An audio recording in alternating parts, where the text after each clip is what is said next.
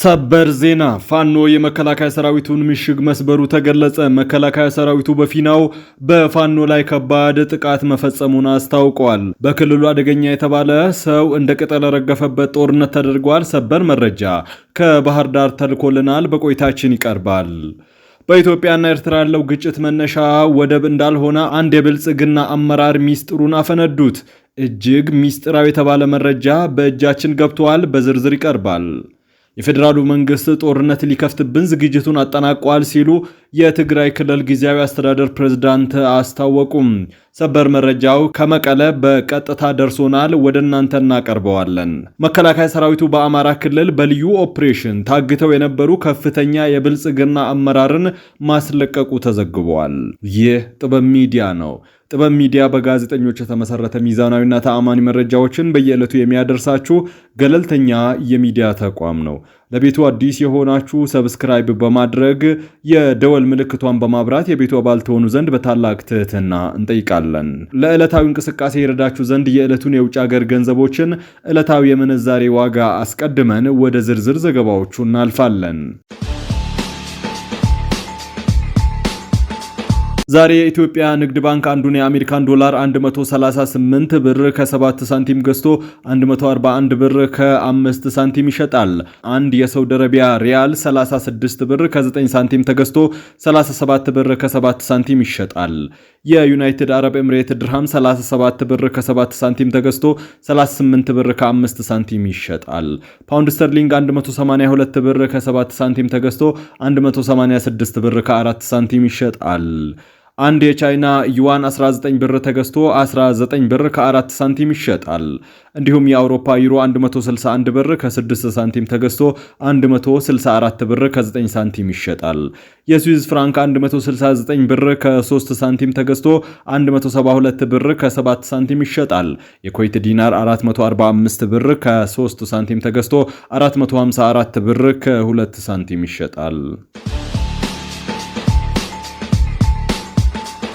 አሜሪካ በአፍሪካ ቀንድ ሰላምና ደህንነት ዙሪያ ከኢትዮጵያ ጋር በትብብር መስራቷን እንደምትቀጥል አረጋገጠች። ከ80ኛው የተመድ ጠቅላላ ጉባኤ ጎን ለጎን የውጭ ጉዳይ ሚኒስቴር ዴኤታ አምባሳደር ሀድራ አበራ ከአሜሪካ የውጭ ጉዳይ ሚኒስቴር የአፍሪካ ጉዳዮች ከፍተኛ ባለስልጣን አምባሳደር ጆናታን ጂ ፕራት ጋር በጋራ ጉዳዮች ዙሪያ ተወያይተዋል። ሚኒስተር ዴኤታው በኢትዮጵያና በአሜሪካ መካከል ያለው ጠንካራ ግንኙነትን በማድነቅ በጋራ ፍላጎቶች ዙሪያ ቀጣይነት ያለው ውይይት የማካሄድ አስፈላጊነትን ገልጸዋል። አምባሳደር ሀድራ ለአምባሳደር ፕራት በወቅታዊ የአፍሪካ ቀንድ ጉዳዮች ዙሪያ ገለጻ አድርገውላቸዋል። አምባሳደር ፕራት በበኩላቸው አሜሪካ ከኢትዮጵያ ጋር ሽብርተኝነትን በጋራ በመዋጋት በቀጠናው ሰላምና ደህንነት ዙሪያ በትብብር መስራቷን እንደምትቀጥል ያላትን ቁርጠኝነት ገልጸዋል። ሁለቱ ወገኖች በሁለቱ ሀገራት መካከል ያለውን የንግድ ግንኙነት ማሻሻል የሚያስችሉ ስራዎችን ለማከናወን መስማማታቸውን የውጭ ጉዳይ ሚኒስቴር አስታውቋል። ታግተው የነበሩት የሰሜን ጎጃም ዞን ብልጽግና ፓርቲ ቅርንጫፍ ጽህፈት ቤት አመራር መለቀቃቸው ተገለጸ። ከ5 ቀናት በፊት ታግተው የነበሩት የሰሜን ጎጃም ዞን ብልጽግና ፓርቲ ቅርንጫፍ ጽህፈት ቤት የአደረጃጀት ዘርፍ ኃላፊ ታከለ ሙሉጌታ በጸጥታ መዋቅሩ ብርቱ ክትትል ከታገቱበት ማስለቀቅ መቻሉን የሰሜን አሸፈር ወረዳ ብልጽግና ጽህፈት ቤት አስታውቋል። ጽህፈት ቤቱ ባወጣው አጭር መግለጫ ታግተው የነበሩት የሰሜን ጎጃም ዞን አመራር በጸጥታ መዋቅሩ ጥምረት ተለቋልም ብሏል። የሰሜን ጎጃም ዞን ፖሊስ አዛዥ ኮማንደር በሪሁ አየነው የክልሉ ደህንነት ተቋማት፣ የሰሜን ጎጃም ዞን የጸጥታ መዋቅር፣ የባህር ዳር የጸጥታ መዋቅር ባደረጉት ያላሰለሰ ክትትል ከ5 ቀናት በፊት ታግተው የነበሩት አቶ ታከለ ሙሉጌታ መለቀቃቸውን ጠቁመዋል። በአማራ ክልል በመንግስት የጸጥታ አካላትና በፋኖ ታጣቂዎች መካከል የሚካሄደው ግጭትን ተከትሎ በርካታ የመንግስት ኃላፊዎች ላይ ግድያና የእገታ ተግባራት ሲፈጸሙ ቆይተዋል። የሸገር ኤፍኤም ጋዜጠኞች ትዕግስት ዘሪሁንና ምንታምር ጸጋው የፌዴራል ጠቅላይ ፍርድ ቤት በወሰነው መሰረት ከእስር ተፈቱ። የፌዴራል ጠቅላይ ፍርድ ቤት ሁለተኛ ችሎት የሸገር ኤፍኤም ጋዜጠኛ ትዕግስት ዘሪሁንና ምንታምር ጸጋው በዋስ እንዲለቀቁ የስር ፍርድ ቤት የወሰነውን ውሳኔ አጽንቷል። ጋዜጠኞቹ በዋስ እንዲለቀቁ ጠቅላይ ፍርድ ቤቱ የወሰነው ውሳኔን ተከትሎ በ21ኛ ቀናቸው ከእስር ተለቀዋል። የፌዴራል ፖሊስ ወንጀል ምርመራ ጋዜጠኞቹ ትዕግስት ዘሪሁንና ምንታምር ጸጋው በ50 ሺህ ብር ዋስ ከእስር እንዲለቀቁ የፌዴራሉ ከፍተኛ ፍርድ ቤት ልደታ ምድብ ችሎት በሰጠው ውሳኔ ቅር በመሰኘት ለፌዴራል ጠቅላይ ፍርድ ቤት ይግባኝ ጠይቀው ነበር። የግራ ቀኙን ክርክር ያደመጠው የጠቅላይ ፍርድ ቤቱ ሁለተኛ ወንጀል ችሎት ነገሩን መርምሮ ውሳኔ ለመስጠት ለመስከረም 14 ቀን 2018 ዓ.ም ተለዋጭ ቀጠሮ ሰጥቶ ነበር። ጋዜጠኞቹ ትዕግስት ዘሪሁንና ምንታምር ጸጋው በቁጥጥር ስር በዋሉ በ21ኛ ቀናቸው በተለዋጭ ቀጠሮ መሰረት የፌዴራሉ ጠቅላይ ፍርድ ቤት የስር ፍርድ ቤቱ በዋስ እንዲለቀቁ የወሰነውን ውሳኔ አጽድቆ መዝገቡን ዘግቶታል። በውሳኔው መሰረትም ከሰዓት በኋላ ከእስር ተለቀዋል።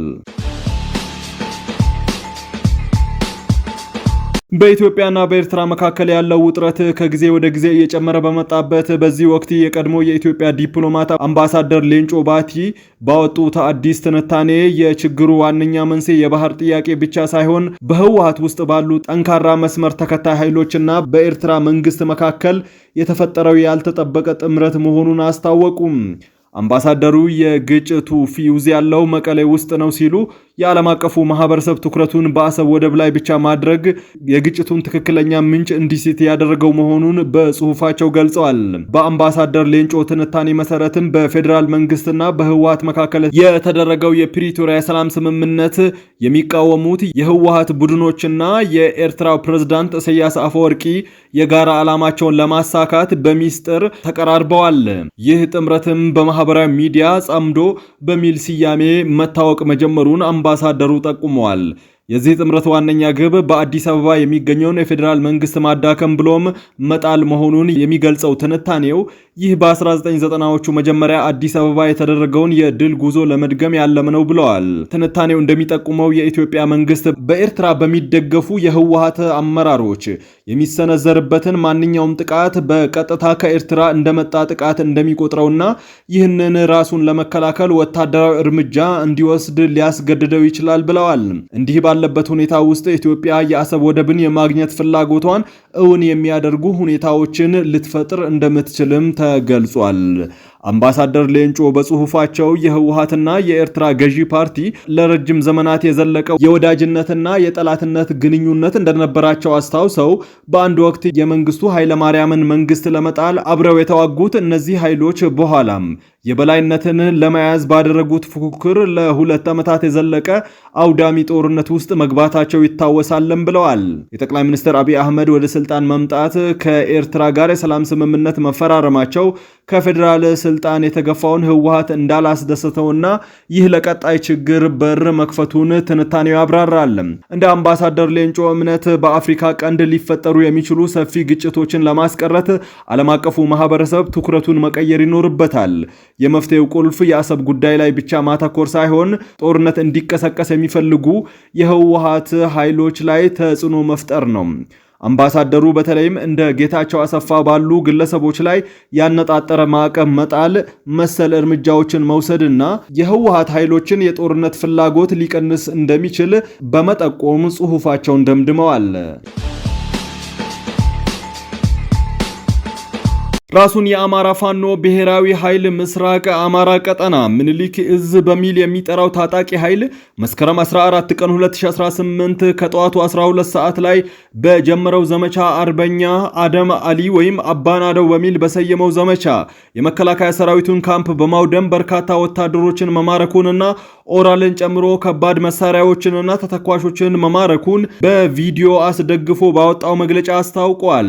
በቀጠናው ምስራቅ አማራ ኮር 1 ሰሜን ወሎ ዞን ጉባ ላፍቶ ወረዳ በበቅሎ ማዞሪያ ዙሪያ በፈጸመው ጥቃት 2 ሞተር፣ 2 ብሬን፣ 74 ክላሽ፣ 1 ስታር ሽጉጥ፣ 7000 የብሬን ተተኳሽ፣ 9800 የክላሽ ተተኳሽ፣ 1300 የዲሽቃ ተተኳሽ፣ 95 የደረት ትጥቅና 180 ወታደራዊ ሻንጣ፣ 5 መገናኛ አይኮም መማረኩን አስታውቋል። በታጣቂ ኃይሉ ባለሽርጡ ክፍለ ጦር ምስራቅ አማራ ኮር 1 ባለሽርጡ ክፍለ ጦር የደቡብ ወሎ ዞን ወረባቦ ወረዳ መቀመጫ የሆነችው ቢስቲማ ከተማ በጉቢሲያና በጉባሃ እንዲሁም በሰቀላና ቴሌው ዙሪያ ከፍተኛ ውጊያ ማድረጉንና የጉቢሳ ምሽግን መስበሩን አስታውቋል። የወረዳው ዋና መቀመጫ የሆነውን ቢስቲማ ከተማን ሙሉ በሙሉ በፋኖ ቁጥጥር ስር ለማስገባት ከፍተኛ ጥረት እያደረገ እንደሚገኝም ገልጿል። 78 የመከላከያ ሰራዊት አባላትን በመግደል 53 አባላትን ማቁሰሉን አስታውቋል። 7 ክላሽ መማረኩን ያስታወቀው ታጣቂ ኃይሉ የሀብሩ ወረዳ ቆላማ የአፋር አጎራባች አካባቢዎችን በመቆጣጠር ህዝባዊ አስተዳደር ዘርግተዋል ያሉትን የባለሽርጡ ክፍለ ጦር የሐይቅ ደሴና ኮምቦልቻ ቆላማ አካባቢዎችን ከልጅ ኢያሱ ኮር ጋር ጥምረት በመፍጠር የተጠናከረ እርምጃ እየወሰደ እንደሚገኝ በታጣቂ ኃይሉ ከፍተኛ አመራር የሆነው አስረስ ማሪያ አስታውቋል። መከላከያ ሰራዊቱ በፊናው በደቡብ ወሎ ዞን ወረባቦ ወረዳ የሰላም አማራጭን አልቀበልም ባሉ የታጣቂ ቡድኖች ላይ ህግ የማስከበር ስራው ተጠናክሮ መቀጠሉን አስታውቋል። መስከረም 14 ቀን 2018 ዓመተ ምህረት በወረባቦ ወረዳ 06 ጉቢሳ ቀበሌ አስተዳደር በመከላከያ ሰራዊትና በጥምር ጦሩ በተሰራው የህግ ማስከበር ስራ በርካታ የታጣቂ ቡድን አባላት የተማረኩና የተገደሉ መሆኑን የጦር መሳሪያዎችን ብሬን፣ ክላሽና የወገብ ትጥቅ የተለያዩ ጥይቶችንና ቦምብ መማረኩን አስታውቋል። የፌዴራሉ መንግስት በትግራይ ላይ ሌላ ዙር ጦርነት ለመክፈት ዝግጅት እያደረገ ይገኛል ሲሉ ጀነራል ታደሰ ወረደ ከሰሱም። የትግራይ ክልል ጊዜያዊ አስተዳደር ፕሬዝዳንት ሌተናል ጀነራል ታደሰ ወረደ የፌዴራሉ መንግስት በትግራይ ክልል ሌላ ዙር ጦርነት ለመክፈት ዝግጅት እያደረገ ይገኛል ሲሉ በኢትዮጵያ ለተመድ የስደተኞች ከፍተኛ ኮሚሽን መናገራቸው ተሰምተዋል። በትግራይ በኩል የሚጀምር ጦርነት አይኖርም ያሉት ጀነራል ታደሰ ጊዜያዊ አስተዳደሩ በትግራይ ተሟላና ዘላቂ ሰላም እንዲሰፍን ከፌዴራል መንግስቱ ከዓለም አቀፍ ድርጅቶችና ከውጭ ዲፕሎማቶች ጋር ቅርበት ያለው ግንኙነት በማድረግ ላይ መሆኑን ገልጸዋል። ኢትዮጵያና ኬንያ ከ62 ዓመት በኋላ ዲፌንስ ኮኦፕሬሽን አግሪመንት ወታደራዊ የትብብር ስምምነት ለሁለተኛ ጊዜ ተፈራረሙ። ዛሬ የተደረገው ኢትዮጵያና ኬንያ እንደ አውሮፓውያን የዘመን አቆጣጠር በ1963 ኬንያ ነፃነቷን ባገኘችበት ዓመት ዲሴምበር 12 1963 ከተፈራረሙ በኋላ ለሁለተኛ ጊዜ መከላከያ ለመከላከያ የተደረገ ታላቅ ወታደራዊ ስምምነት ነው። የጦር ኃይሎች ጠቅላይ ኤታማዦር ሹም ፊልድ ማርሻል ብርሃኑ ጁላና የኬንያ መከላከያ ኤታማዦር ሹም ጄኔራል ቻርልስ ሙሪዬ ካራሪ በመከላከያ ጠቅላይ መምሪያ የሁለትዮሽ ውይይት ካደረጉ በኋላ በጋራ መስራት በሚቻልባቸው መስኮች ወታደራዊ የትብብር ስምምነት ዲሲኤ ተፈራርመዋል። ወታደራዊ የትብብር ስምምነት ዲፌንስ ኮኦፕሬሽን አግሪመንት እንደ ሌሎቹ ስምምነቶች የሚታይ ስምምነት ሳይሆን ስትራቴጂካዊ በሆኑ ስራዎች ላይ በጋራ መስራት የሚያስችል ሀገሮች በመካከላቸው ያለው ግንኙነት መተማመን በሚያድግበት ወቅት የሚፈጸም ነው።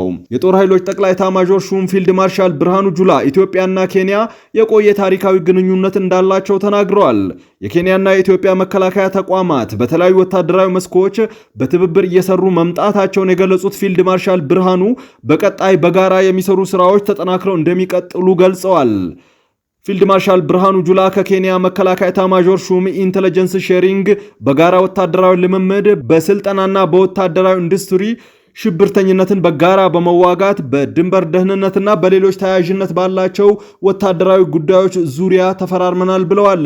በተጨማሪም ፊልድ ማርሻሉ በስምምነቱ ከሀገራቱ በተጨማሪ በቀጠናው ሰላምና ደህንነት ላይ በጎ ተጽዕኖ የሚፈጥሩ በርካታ ስራዎችን አብረን እንሰራለን ብለዋል።